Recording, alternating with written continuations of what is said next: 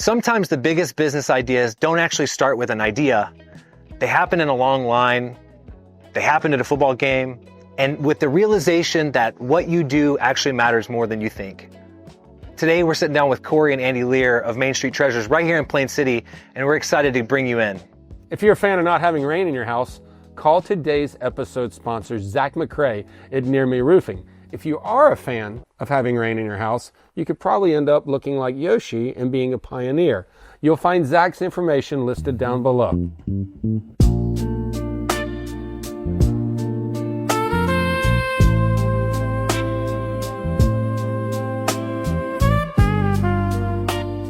Tell us about this football game. Take us back to that moment where you guys were at this game and you got this idea. So, I'm not normally one to go to a football game, but my daughter wanted to go. And I took Dorothy to the football game. And first grader, probably. Yeah. As we were kind of walking around and looking up into the stands, I think it was Carrie, was down at the Jonathan Alder merch booth. And then I looked up at the stands and saw everybody wearing the merch. I was like, oh, wow. Okay, that's a thing. That's a business. That's somebody that's doing something that supports the community in whichever way. So that kind of was a little bit of a spark. It was like, could we do something like that? I came home and said, if we ever figure out Main Street Treasures is for sale, we ought to. And I was like, what? We ought to. That little store downtown, why would we do that? And see what happens. So from there, it was actually a comment to Tim Dawson, the landlord. I said, hey, if you ever hear that they're selling, he said, you might want to talk to them. So we reached out. We had lunch over at Pioneer Pizza and discussed the possibility. And then it went from there.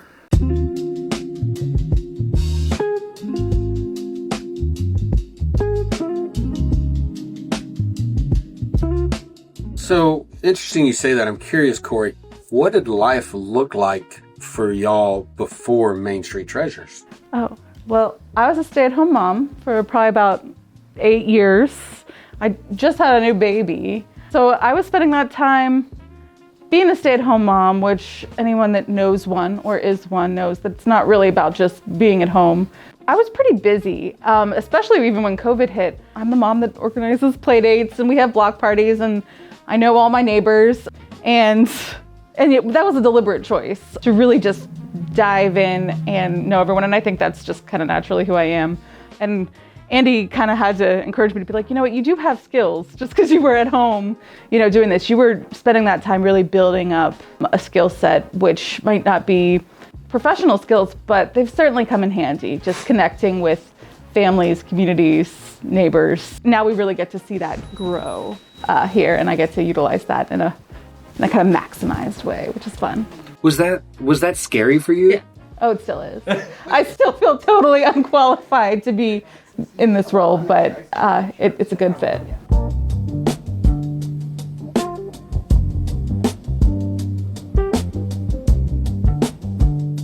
So was it intimidating to step into operating and owning a shop that was already so loved in Plain City? Yeah, absolutely. Also, I don't think we really realized the scope of work that was going to be involved here.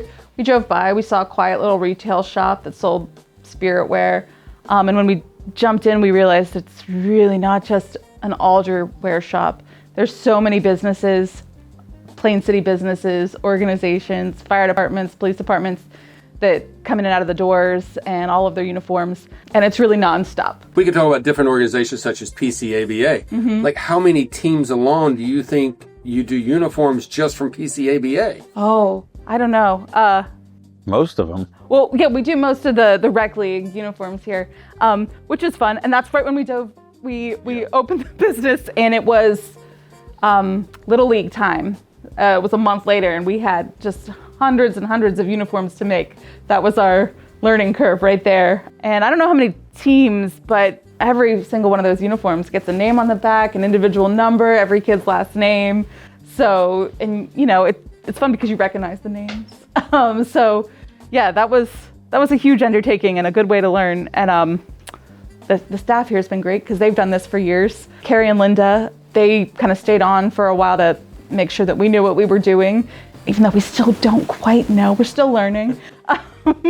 But yeah, that was a huge undertaking, and every season it kind of is. But how instrumental were they in that transition? And getting you from where you were to where you are now. Do they still have involvement? Are they still a resource to you? Oh, yeah. Seeing the way they interact with every person.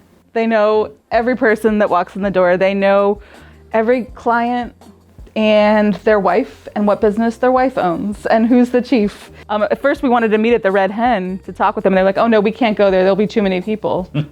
We won't be able to talk with you. Yeah. I think just seeing how much of the work was involved with really communicating with the people in town and knowing how they're connected and kind of just celebrating that and making sure that, you piece everyone in person together in that way. People that give back in service to the community, they really are leaders in the community. It's not just about, oh, we should give back, we should sponsor a team, we should donate something. I mean, they are at the forefront of making sure that, the community, that they are using their skills to bring the community together. So that's a real inspiration to me.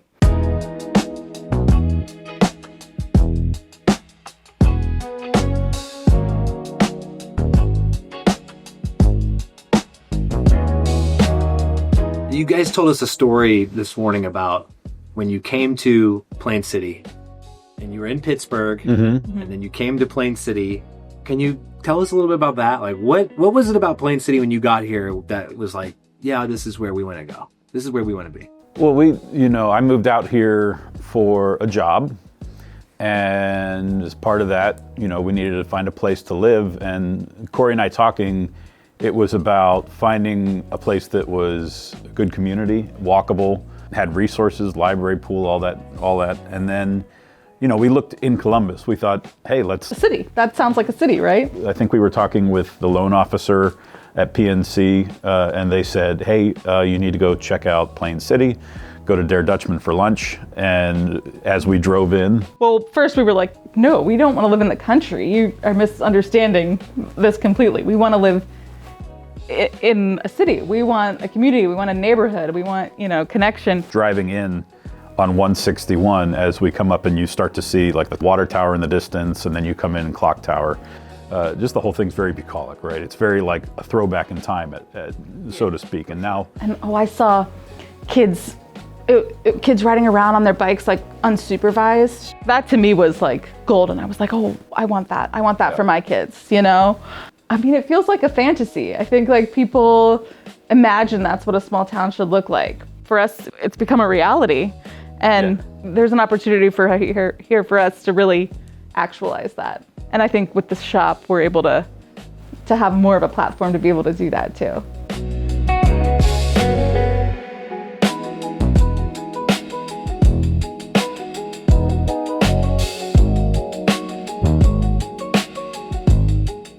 What's a belief that didn't survive the first year of running the business that you had coming into it?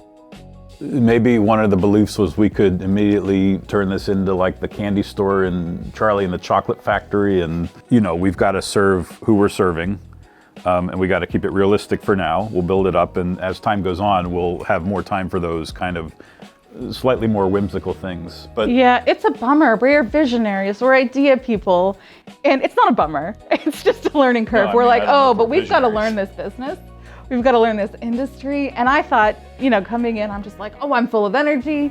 I can run this. I can do all the marketing. I can make all the creative. And we quickly learned that we need to check ourselves a little bit. And we can't do this alone. Like, we have an amazing staff. And when we purchased the business, we were really fortunate to kind of be able to keep on the staff that's here. We have an amazing front desk team that knows the ins and outs of this business like nothing, so much experience. Realizing how much I needed to lean on them, their experience, their expertise, and their work, they really make it happen, make the magic happen.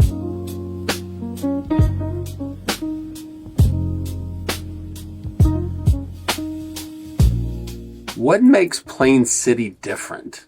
You talked about how it's kind of going back or something. I, oddly enough, thought of Back to the Future and Hey Doc, right? Like transporting back in time. But what makes Plain City different to you, or what makes it special? When we arrived in 2018, 2019, obviously there was a ton of culture already here. There was a ton of history, a ton of things from the past. They were still doing the Amish 500. And for us, it was like, oh, that's great. We've done things in the past in other lives that we wanted to bring here, such as bluegrass music in the park, and then Courey with the Arts Walk. So we were excited to see that. And then honestly, we didn't know, we had no idea that of the transformation that's taking place, that has taken place over those couple of years with the granary, with the clock tower. We didn't really expect that. We were just kind of happy to be in this little community. And our goal is to not necessarily change that dramatically, but to offer whatever sort of stewardship we can to keep it growing with that original intent. I got a final question, I guess, for you is, what do you hope people feel when they walk through your doors in here? I'm always delighted when people walk in and they're like, oh, this is more than what I expected.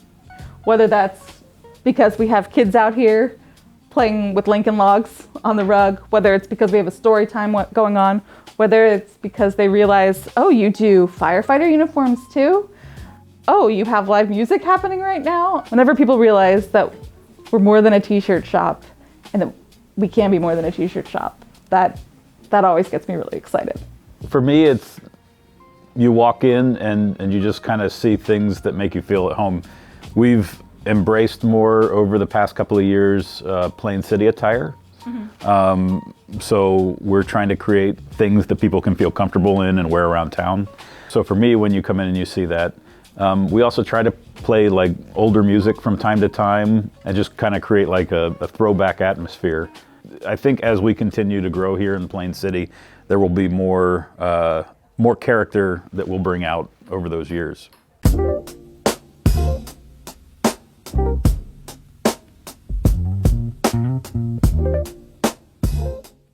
You guys, thanks for sharing your story and allowing us to be here. We really appreciate your time. And I know that you mentioned for viewers, if they like and subscribe, that you guys are going to do something special for the viewers, right? Come on in and you'll get 17% off your sale that day. So come on in. Awesome. So you guys heard it. If you like and subscribe, mention around town, right here you'll get 17% off. I like that number, actually. And how do people find you? You know what? Honestly, we love it when people walk into the shop. Come in. Come see what we're about. You can also visit our website, follow us on Facebook, see what kind of events are coming in, but come in and introduce yourself. We want to get to know you. And what's your address here? 156 West Main Street. Right here in Plain City, you guys. Thanks for joining us today.